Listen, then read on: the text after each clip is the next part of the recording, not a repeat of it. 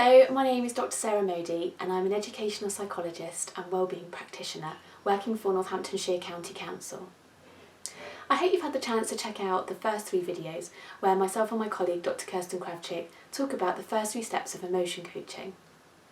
Today we're going to talk about step 4 of emotion coaching, which is the problem solving stage. Now when we think about problem solving, it's really important to think about the timing of when we're doing this. And in order for this to be most successful, both the adult and the child or young person need to be feeling quite calm. When we think about problem solving together, really we're trying to work with the child or young person to think about some alternative ways of managing when we experience quite big emotions. In order for us to do this as an adult, we need to have quite an open mind and really listen to children and young people and their ideas, and maybe talk to them about maybe some of the pros and cons around some of those ideas that they have. So for example, if we talk about the example that we've used throughout these videos of maybe a child who's at home really struggling to do their homework, perhaps we can think about the emotion that the child is experiencing. So in the example we used, we talked about loneliness and how the child was perhaps missing their friends. Now it might be that this conversation takes place the next day. It might take us some time to kind of feel calm, and I know sometimes for me sort of sleeping on it and having a bit of space before having conversation around problem solving can be really helpful.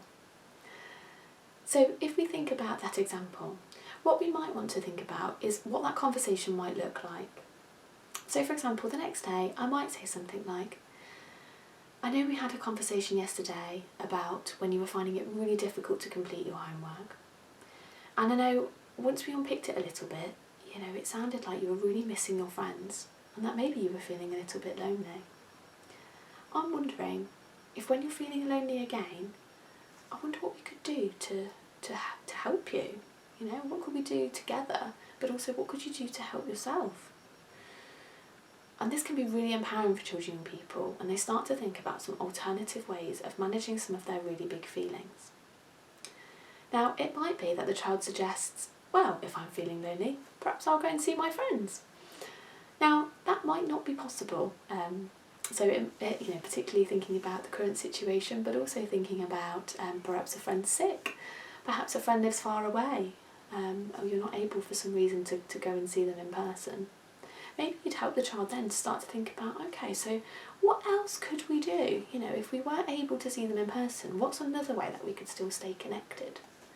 For example, the child then might say, oh, maybe I could phone them. We also want to help the child to think about, if the child was feeling this big emotion in the moment again, how could they let the adult know how they were feeling?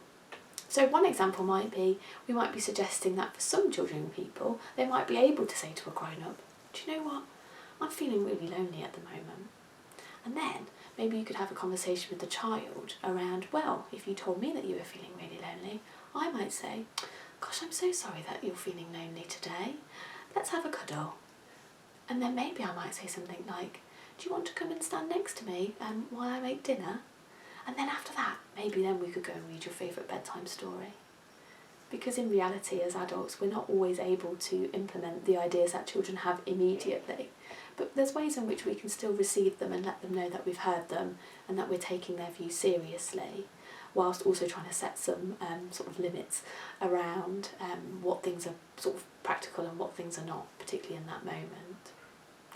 Or if we're thinking about supporting older children and young people, we might thinking about, so have you ever had this emotional experience before? Have you ever felt lonely?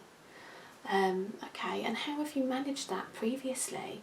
Was there anything that you've done before that worked really well that you think maybe you could try again?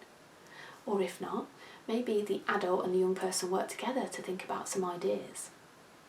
Regardless of the age or stage of the child or young person, really what we're thinking about is trying to make a plan about when the child or young person experiences this big emotion. We're trying to think about some ideas that they can use themselves and that they can use with a trusted adult to help them to problem solve. We hope that you've enjoyed this series of video clips about emotion coaching. And we hope that it's given you some ideas about ways in which we can talk to young people about their emotions.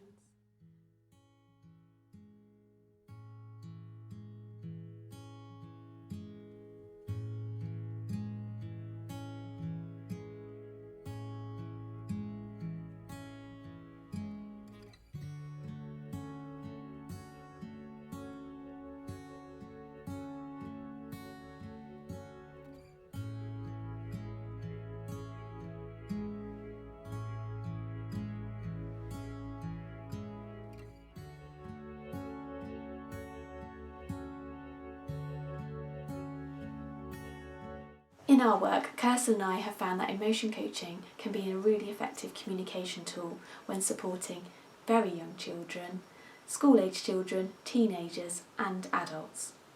After all, we could all do with a little bit more validation and compassion when experiencing our big feelings. Thank you for listening.